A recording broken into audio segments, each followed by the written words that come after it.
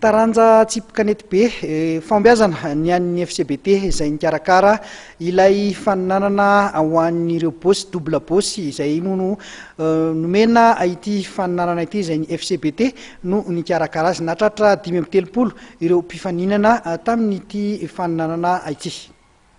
Yamira John no nandrombaka ny tapakila ho an'ny Thaïlande tamin'ilay faninanana double boss izay nikarakarainy ny FCBT tetsy amin'ny CBT Mahamasina moaly sy androany eo amin'ny taranja tsipikanety be. Inaivo sy avana no resin'izy ireo teo amin'ny famaranana tamin'ny isa 3.7. Yamira John zany no isolitenan'i Madagasikara amin'ny faninanana Masters izay ho tanterahana any Thaïlande amin'ny volana Febroary ho avy izao.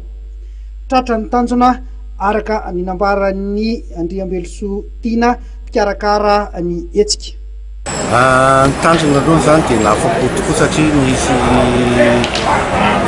ekipa betsaka avy any amin'ny faritany, zany hoe nahitana ny zareo avy any Tamatavy, Fianaratsoa, Antsirabe, nisy Mazonga anankiray ankoatran'ireto ekipa eto Analamanga.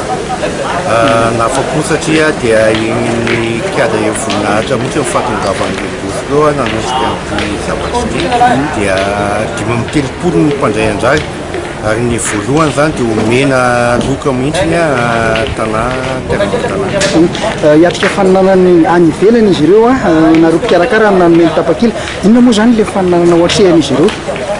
Marihana ihany moa zany fa tsika ekipa Madagasikara zay solitena zay indresy amin'ity efa nanatrika ny foana zany tsika hatramin'izay faneniny ity, zany hoe 6e édition zany ty atsika ity efa nandrobaka amboary indray mandeha tsika tamin'ny 2014.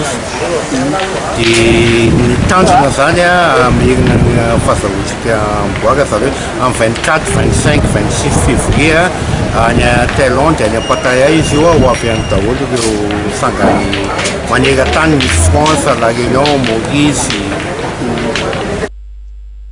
Arak'izany dia hiomana fatratra amin'ity faninanana faratapony any Thaïlande ity misy olotena malagasy mbola isika irery aloha no nandrombaka ity Masters any Thaïlande ity hatramin'ny sin'ny faninanana izay miditra eo amin'ny 9 saika bodondry zareo ho mpampiatrano hatrano mantsy ny amboara amin'ity Masters ny Thaïlande ity.